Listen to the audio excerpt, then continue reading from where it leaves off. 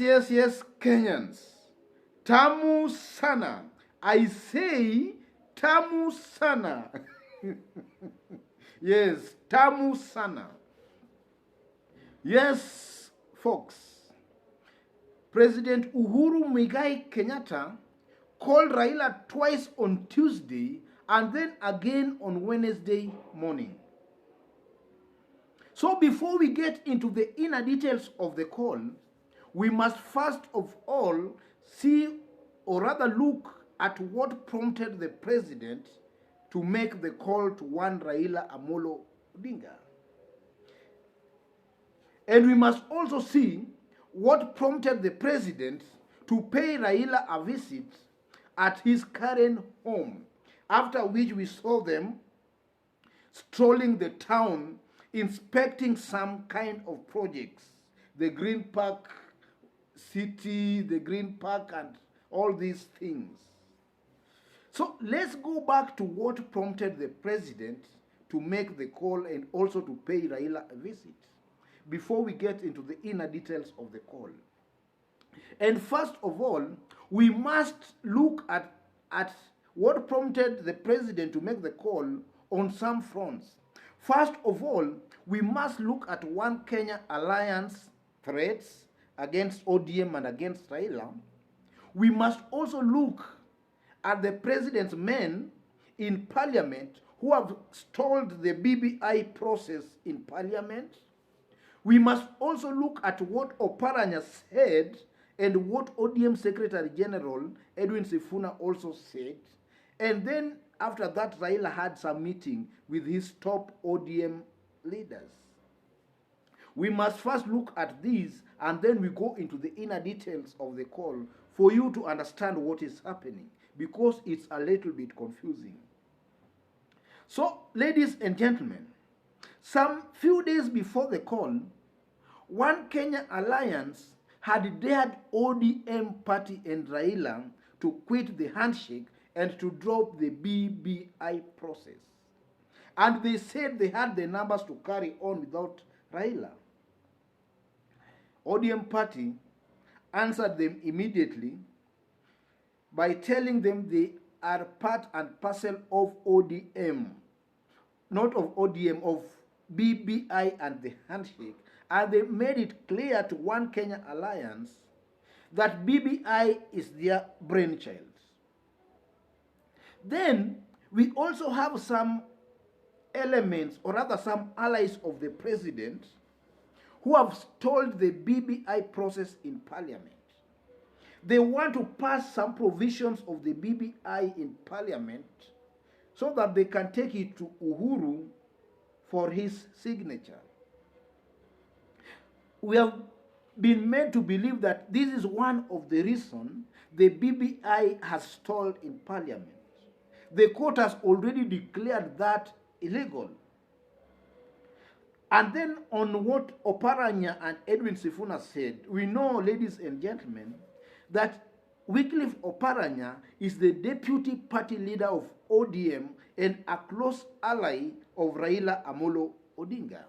So Oparanya, some days before Uhuru made the call, had made it very clear that it will not be possible for the referendum to be done before 2022 election. And he also came out and said it would be prudent to divert the money meant for BBI to fighting COVID. Yes, very many people took that as having a blessing from Raila Amolo Odinga. And his statement was also echoed by Edwin Sifuna, ODM Secretary General. Sifuna also made it very clear, folks, that ODM as a party will not mind if money meant for BBI was diverted towards COVID-19 fight, towards fighting COVID-19. That was Edwin Sifuna, ODM Party Secretary General. So there has been a lot of confusion. There's been a lot of talks of betrayal. Because after those two top leaders talked, Raila met some some top leaders of ODM, where we are also meant to believe that maybe he warned them that the deep state was not up to something good. Though that one has not been confirmed. But we are meant to believe Raila warned ODM top leaders that the deep state was maybe trying to play games. So all these things, ladies and gentlemen, is what might have prompted Uhuru Kenyatta to make a call to Raila and then pay Raila a visit at his current residence, after which we saw them strolling the town inspecting some projects in the city. Yes, ladies and gentlemen. Now let's look into the inner details of the call and see which is which. So if you've bumped on this video for the very first time, tap on the subscription button and on the notification bell in order to get a notification anytime we upload a new video. So on Tuesday, ladies and gentlemen, President Uhuru Kenyatta called Raila twice. And on Tuesday, from reliable sources, Uhuru assured Raila that he is in the BBI to its logical conclusion, and that he is also committed to the handshake with Raila Amolo Odinga. And Uhuru assuring Raila that he is in BBI to the fullest, this was to allay some fears that maybe Uhuru's men were planning to panel beat BBI in parliament, and then they take it to Uhuru Kenyatta for his assent. So Uhuru assured Raila that he is in the BBI process to its logical conclusion. And we know that the logical conclusion of BBI is for it to go through parliament and then it comes to the people for a referendum. Because this is a popular initiative and it cannot be amended in parliament. And the court has also declared illegal any form of Uhuru assenting to anything BBI. The court has already declared that illegal. So Uhuru assured Raila that maybe that was false and that is committed to the BBI process to its logical conclusion. And then on the issue of the handshake, One Kenya Alliance has been issuing some threats of late to ODM and to Raila. To a point we all felt or thought that maybe they had been sent by Uhuru or they had Uhuru's blessing. They have been hurling all sorts of insults to ODM and Raila. In fact, just recently, Malala and his ANC party dared Raila to quit the handshake and to drop BBI altogether, and that they had the numbers to continue with BBI to its fullest.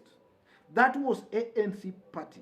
And some few weeks ago, Wiper through Kitui Senator Wambua also dared ODM to quit. So this kind of propaganda or this kind of statements were growing louder, and it was sending some mixed signals among the people. It was being seen as Uhuru is using these people to fight Raila Amolo Odinga. Uhuru assured Raila that that is not true from reliable sources. Uhuru assured Raila that that is not true. And each and every person might just be talking in his own personal opinion. So, ladies and gentlemen, on the talk of betrayal, we know this is a game of politics and anything is possible. So the betrayals and the talk and the rumors, we can't rule them out because this is politics and anything is possible. Then on Wednesday, ladies and gentlemen, Uhuru called Raila again and maybe told him that to kill the perception that was trying to creep into the country, they should be seen together in public and that they should take some stroll in town. And that's why Uhuru Kenyatta on Thursday morning, that is yesterday, paid Raila a courtesy call, or rather visited Raila at his current residence, and later in the day, we saw them all together strolling the city. That was as a result of the Wednesday morning call. Uhuru just assured Raila that they should be seen in public together. Because Raila has been sick for quite some times, and there had been a lot of rumors going rounds. Some have been saying the handshake is dead and that BBI had stalled. So the president had to come out and assure Raila Amolo Odinga that everything is good. And then, ladies and gentlemen, some kind of rumors were also growing louder of this alliance between Raila and Ruto. And I always state in this channel that the original plot of the handshake was to make Gideon Moi the president. And the only way to make Gideon Moi the president was to make sure that Raila and Ruto are not on the same boat. And so when the rumors of Raila and Ruto alliance were growing louder, I know that maybe the president might have been scared a bit, and therefore he had to call Raila. Because the original plot was to make Gideon Moi the president through a Raila presidency. Raila has to be made a president. Raila had to be made a transitional president for Gideon Moi to take on the mantle of leadership. So he had to do, Uhuru Kenyatta had to do away with Ruto, which he has done perfectly through being assisted by one Raila Amolo Odinga. And now Raila and Ruto uniting again was seen as throwing a spanner into the works of Uhuru Kenyatta. Because we all know that Raila controls almost half of the country. And then William Ruto is very good when it comes to perception creating. William Ruto can create an illusion or a perception that is not there, and it can be seen to be very true. So these two strong leaders joining hands was somehow lethal for Uhuru Muigai Kenyatta. And also on the fact that as of now, Kenyans are suffering economically. Any kind of a rebellion could send the government off balance. These are some of the reasons that might have prompted the president to make a call to Raila Amolo Odinga.